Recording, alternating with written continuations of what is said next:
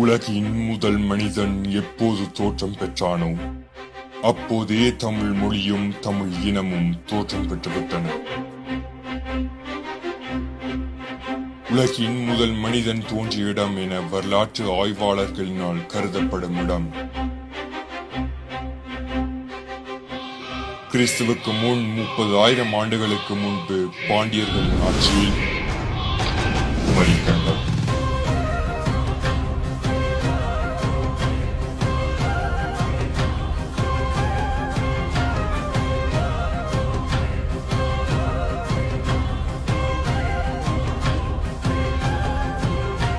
நாற்பத்தி 49 நாடுகளையும் பளிரு குமரி போன்ற வளமிக்க ஆறுகளையும் குமரிமலை மணிமலை போன்ற மலைகளையும் தென்மதுரை கபாடபுரம் செழிப்பான நகரங்களையும் கொண்டு மாபெரும் சாம்ராஜ்யமாக இந்த உலகின் மிக பெரிய தமிழ் கண்டம் இன்று கடலுக்கடியில் அமைதியாக உறங்கிக் கொண்டிருக்கும் உண்மை நம் எத்தனை பேருக்கு தெரியும்?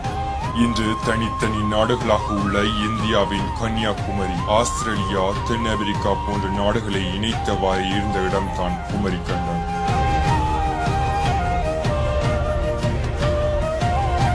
$9,990 வருடங்கள் தொடர்ந்து 3 தமிழ் சங்கங்கள் நடைபெற்ற கண்டம்.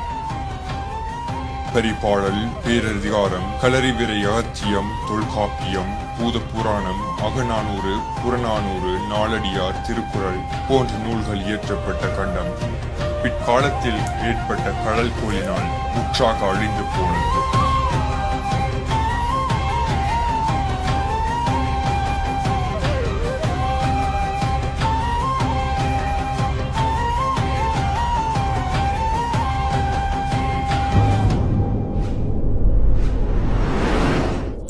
அதன் பின் தோன்றிய உலகத்தின் தமிழின் பொற்காலமாக தென்னிந்தியாவில் ஆதிக்கம் செலுத்திய மூவேந்தர்களின் ஆட்சி இருந்தது.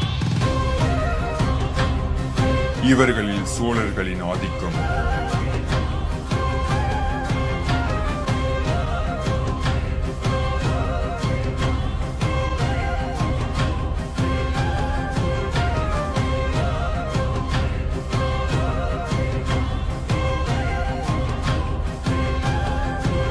ராஜராஜ சோழன் மற்றும் அவனது மகனான ராஜேந்திர சோழன் ஆகியோரது காலத்தில் மத்திய இந்தியா, ஒரிசா மற்றும் வங்காளத்தில் சில பகுதிகள் வரை கூட பரவி இருந்தது.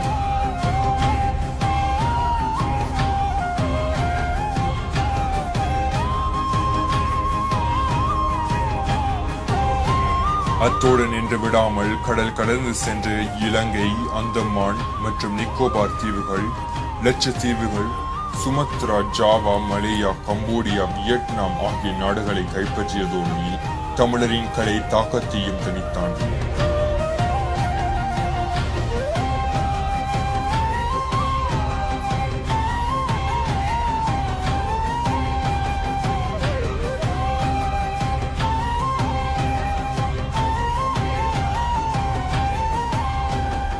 அதற்கு உதாரணம் தான் கம்போடியாவில் உள்ள அங்கோர் வாட் என்னும் கோவிலாகும். திரும்பிய திசையெல்லாம் சிற்பங்களை வடித்துள்ளனர். இந்த கோவிலின் ஒரு பக்க சுற்றுச்சுவரே 3.6 கிலோமீட்டர்கள். இன்றைக்குள்ள தொழில்நுட்பத்தை பயன்படுத்தி இவ்வாறான கோயில்கள் கட்டுவதற்கு 300 வருடங்கள் ஆகும் என தற்போதைய பொறியியல் நிபுணர்கள் கூறுகின்றனர். தமிழரின் மற்றும் ஒரு கட்டிடக்கலைக்கு எடுத்துக்காட்டு தஞ்சையில் உள்ள பிரகேஸ்வரர் கோயிலாகும். தஞ்சாவூர் பெருவுடையார் கோயிலுக்கு சிறப்பம்சமாக பல உண்டு. 2 அல்லது 3 தளங்களை மட்டுமே கொண்டு கோயில்கள் கட்டப்பட்டு வந்த காலத்தில் கற்களே கிடைக்காத காவிரி சமவெளி பகுதியில் 15 தளங்கள் கொண்ட சுமார் 60 மீட்டர் உயரமான ஒரு கற்கோயிலை ராஜராஜன் எழுப்பியது என்பது மாபெரும் சாதனை. அது மட்டுமன்றி கல்வெட்டுக்கள், சிற்பங்கள், ஓவியங்கள், வழிபாட்டுக்கு செப்பு திருமணிகள் என்று பல புதிய அம்சங்களையும் இத்திருக்கோயிலை புகுத்தி கோயில் மற்றும் கலை ஒரு புரட்சியை ஏற்படுத்திய சோழர்களுக்கு நிகர் வேறு எவரும் இல்லை.